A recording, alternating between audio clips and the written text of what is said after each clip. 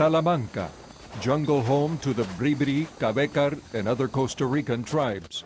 Much of the region is so isolated that medical emergencies can only be handled by helicopter, as in the case of this critically ill child being airlifted to an urban hospital. But the isolation of Talamanca's tribal people is coming to an end. Dangerous old bridges are giving way to new ones. Paths are becoming roads, and more children are gaining access to education and medical care. Many groups and individuals have come here to Talamanca to help the people meet their tremendous needs. This is a group from the Christian Missionary Alliance Church in San Jose bringing gifts to the children. But no helper is more remarkable than a second-grade teacher from San Jose. The jungle is a world away from Jessica Ugalde's classroom, but she wants her students to know the needs of the indigenous people of Costa Rica. Her own exposure to those needs began during a church-sponsored visit to Talamanca. Now she comes nearly every month.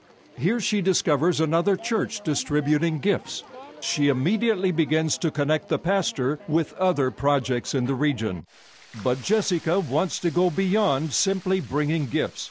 She wants to do something about Talamanca's worst social problems. There's infant mortality and suicide.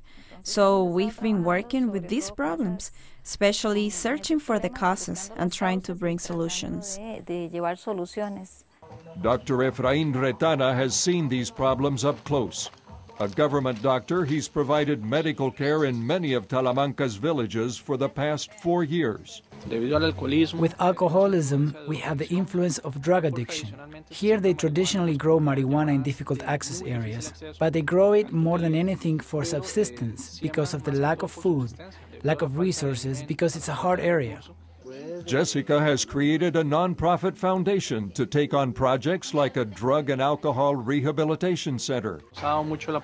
They've given a lot of support with seminars, with social help, with activities that benefit the community, helping the elderly, children, and those people who are at high risk in the indigenous community. They've done a lot of work, a lot of social work, but we still need a lot more help. Jessica makes one more stop on this trip to deliver used clothing for families living near this remote mountain church. Pastor Gerardo Garro is building a feeding center to help malnourished children. As the building nears completion, Jessica talks about bringing more donated building materials. Pastor Garro also dreams of a rehabilitation center for troubled teens and adults. To have a place where they can be sheltered and they can receive support, and where we can also help them to overcome those different vices or drugs, because this has harmed many homes. There's a lot of division in the homes because of alcoholism and different types of drugs here in the area of Talamanca. In spite of their contribution to the indigenous community, Pastor Garro and his family face serious opposition, both for their faith and because they're outsiders. Because he's not indigenous. So in the Cabecar area, in spite of the fact that the Cabecar people are hard workers and very enterprising, their problem is their prejudice they have against white people. The Garros traded city life for this jungle mission a year and a half ago.